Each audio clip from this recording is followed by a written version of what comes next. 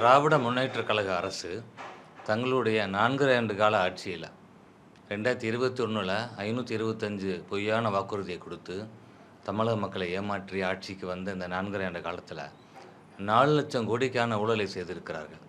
இதை ஆதாரபூர்வமாக நேற்று தமிழக ஆளுநரை சந்தித்து, சட்டமன்ற எதிர்க்கட்சித் தலைவர், அனைத்து இந்திய அண்ணா திராவிட முன்னேற்றக் கழகத்தினுடைய பொதுச் செயலாளர் விரிவாக எடுத்துச் சொல்லியிருக்கிறார்.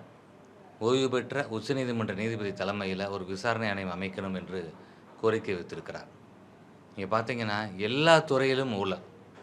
நகராட்சி நிர்வாகத்தில 64,000 கோடிக்கான ஊழல். இன்னும் பார்த்தீங்கன்னா, பஞ்சாயத்து துறை ஊழல். அதில பார்த்தீங்கன்னா 60,000 கோடி. கனிம வள கொள்ளை 60,000 கோடி. டாஸ்மாக் 50,000 கோடி. மக்கள் நல்வாழ்வுத்துறை 5,000 கோடி.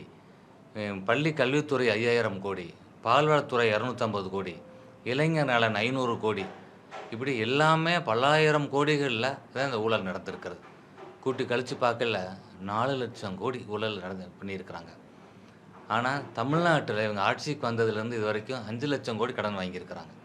தமிழ்நாட்டு கடன 9,00,000 கோடியா உயர்த்தி, நம்ம ஒவ்வொருத்தர் தலையிலயும் 4,60,000 கடன் வச்சிருக்கிறாங்க. ஆனா, தமிழ்நாட்டில ஏதாவது நல்லது நடந்திருக்கான்னு பார்த்தா, உருப்படியான திட்டங்கள் எதுவும் கிடையாது. இவங்க திறப்பு விழா பண்ணது எல்லாமே அதிமுக ஆட்சி காலத்தில எடப்பாடியார் கொண்டு வந்த திட்டங்கள். நிதி ஒதுக்கப்பட்டு ஆரம்பிக்கப்பட்ட திட்டங்கள முடியும் தருவாயில இவங்க இப்ப திறந்து வச்சு பேர் வைக்கிறாங்களே தவிர, அவங்களா கொண்டு வந்த திட்டத்த விரல் விட்டு எண்ணி விடலாம். பேரு மட்டும் டிசைனா வைப்பாங்க திமுகல.